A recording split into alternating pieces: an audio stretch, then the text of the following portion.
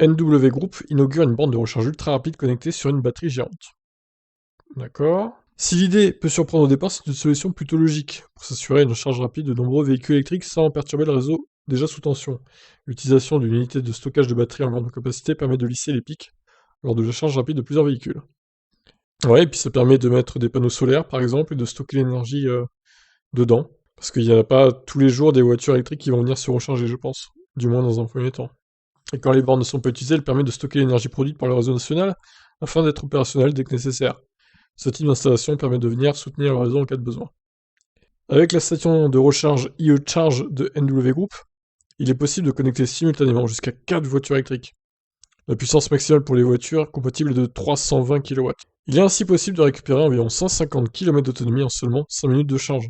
Une telle puissance permet de charger rapidement les meilleures voitures électriques disponibles, mais aussi les camions et les bus électriques.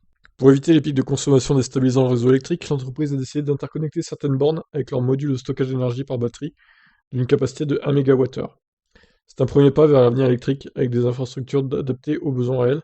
150 stations liées aux charges seront installées d'ici à 2023. Alors 320 kW là, c'est excellent, hein. Franchement, c'est 2 fois plus que la borne qu'a inaugurée Barbara Pompili il y a quelques jours là. J'en avais parlé sur la chaîne.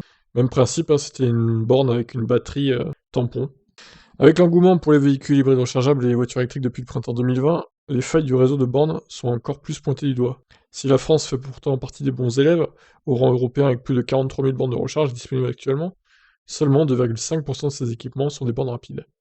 Si la fin de la commercialisation des motorisations thermiques est annoncée pour 2035, l'Europe n'a pas pour autant oublié qu'il était nécessaire d'avoir un réseau adapté aux besoins des Européens roulant électriques. La Commission européenne a acté que d'ici 2030, les utilisateurs devront pouvoir trouver tous les 60 km au moins une borne de recharge rapide d'une puissance supérieure à 150 kW.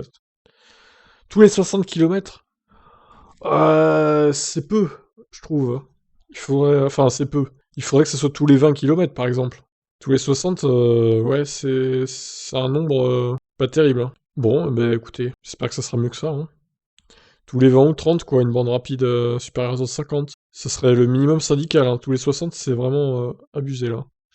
Voilà pour cette news. Qu'est-ce que vous en pensez?